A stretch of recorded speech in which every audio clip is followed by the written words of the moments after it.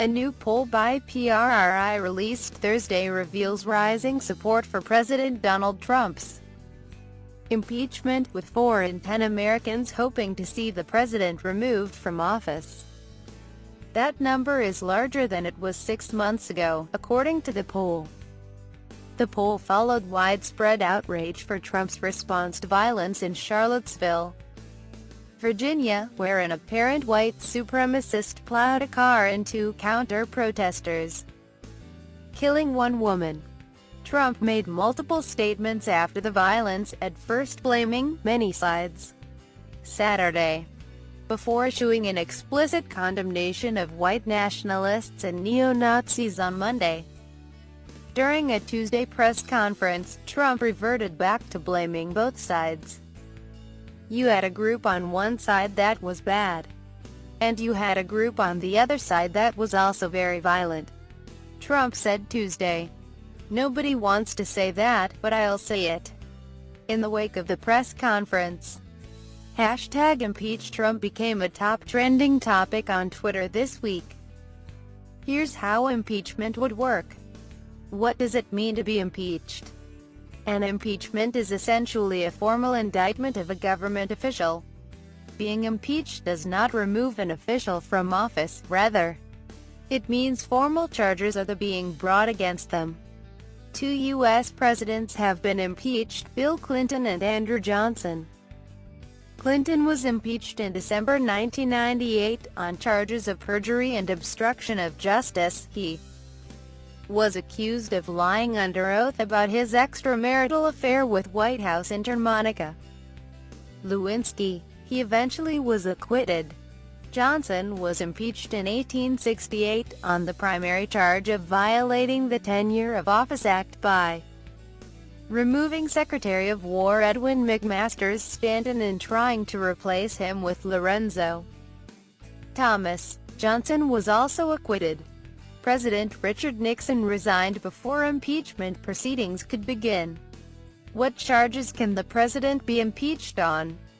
At the federal level, the president, vice president, and all civil officers of the United States can be impeached for treason, bribery, or other high crimes and misdemeanors, according to Article 2 of the U.S. Constitution. While all felonies are impeachable, the Supreme Court has never formally ruled on what constitutes an impeachable offense. After Watergate, many people said that an impeachable offense is whatever the House and Senate think it is. Robert Dietz, a former top counsel for the National Security Agency and CIA, told Business Insider, "So, I could imagine people saying, look, I don't give a damn whether what the president did is felonious or not. But the comment or conduct itself has brought disgrace upon the White House. And therefore we think the president should be impeached for that." Keith Whittington, an expert on presidential impeachment and a professor of politics at Princeton University, said, "It may be that he's acting completely within his legal authority, and yet still has abused his office in ways that might rise to the level of impeachable offenses. But that would have to be something that would need to be explored through congressional hearings," he said. How does the impeachment process work? In the case of a presidential impeachment, the onus is on Congress to bring a charge.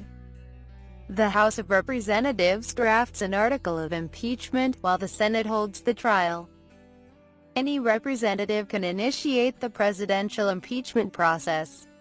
The House Judiciary Committee typically reviews resolutions calling for the impeachment of a person, while the Rules Committee presides over resolutions calling for investigations into whether certain conduct is impeachable. It sends that resolution to the Judiciary Committee if it feels the conduct is objectionable. The Judiciary Committee ultimately decides whether there are grounds for impeachment. If a majority of its members agree, the committee drafts a formal article of impeachment, which lays out a charge being brought against an official.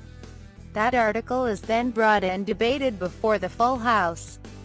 The House can consider each article individually or look at the resolution as a whole. If a simple majority votes to impeach based on any article or the full resolution, the impeachment goes to the Senate.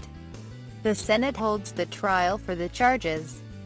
Typically, the Vice President oversees Senate trials, but in a presidential impeachment, the Chief Justice of the Supreme Court presides. The trial unfolds in the same way a criminal trial would in a courtroom. Representatives act as the prosecutors, while the official is defended by an attorney or attorneys of their choosing. The Senate then deliberates in private, the way a jury does. For an official to be removed from office, 2/3 of senators must vote to convict them. If that official is convicted, they are immediately removed from office and may be prohibited from holding office in the future. A conviction also opens the door for a possible criminal prosecution.